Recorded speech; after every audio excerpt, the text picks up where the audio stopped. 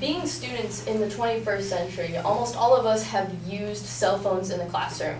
And cell phones are one of the most widely used technologies used in American education.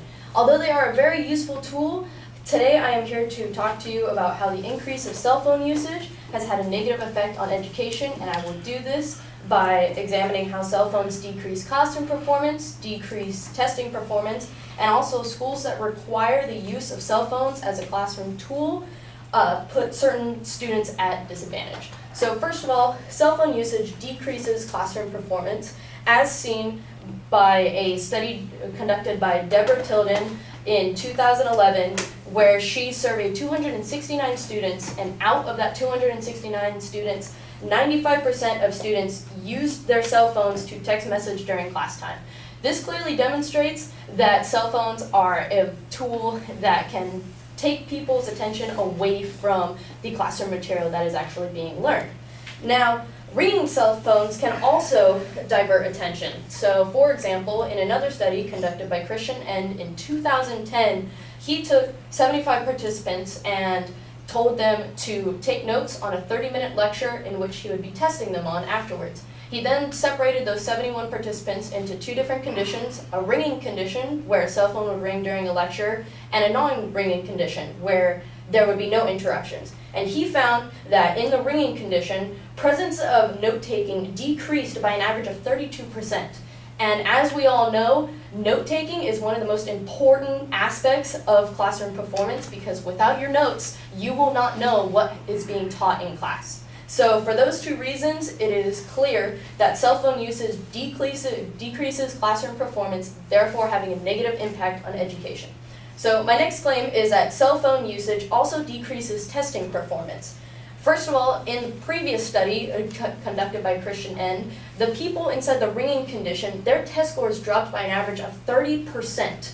And also in another study conducted by Bolander in 2009, it was found that testing performance was significantly lower for students who received 2 to 3 text messages during a classroom lecture.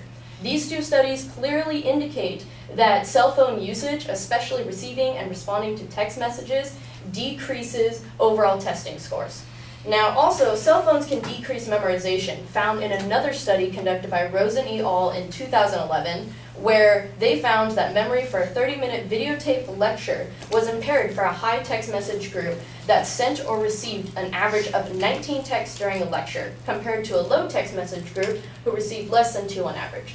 Now, what this is telling us is that basically, depending on however many text messages you receive in a 30-minute time period, that will decrease your memorization of the material being taught. And this clearly demonstrates how using a cell phone will decrease testing performance.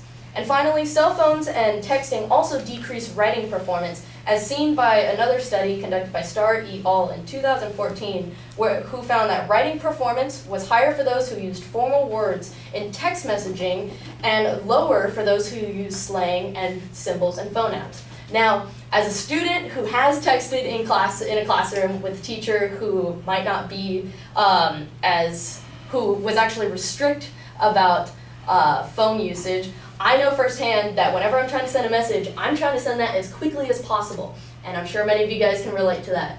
But the issue with that is that it requires the use of slang, such as using code words like TTYL for talk to you later, or emojis to express your emotion. And the issue with that is that these symbols and slangs are directly influencing our writing capabilities and performances. It is for these 3 reasons why cell phone usage greatly decreases testing performance, therefore having a negative impact on education.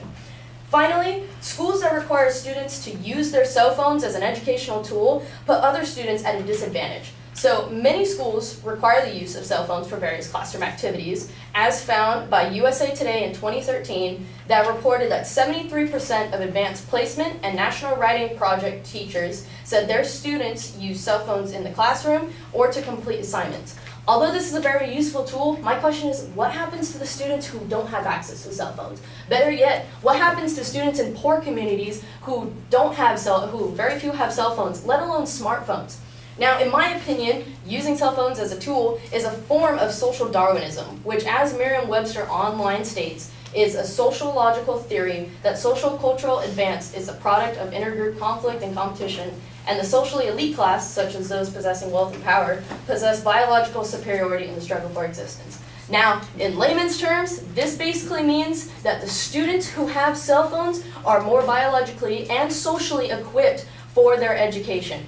Now, the issue that this creates is at first it'll create a divide on campus between students, and second of all, students who don't have access to technologies that the wealthier students may have will have a negative impact on their college education and getting accepted into colleges. So, in conclusion, the increase of cell phone usage in the classroom has had a negative effect on education. I have proved this by saying cell phone usage decreases classroom performance, decreases testing performance, and schools that require students to use their phones put other students at a disadvantage. Now, I know many of you know cell phones are a very useful tool, and I agree, cell phones are, and they do have their proper place in the classroom. However, with the examples that I showed, cell phones are being used improperly, and so long as cell phones are being used improperly, cell phone usage in the classroom will have a negative effect on education. Thank you.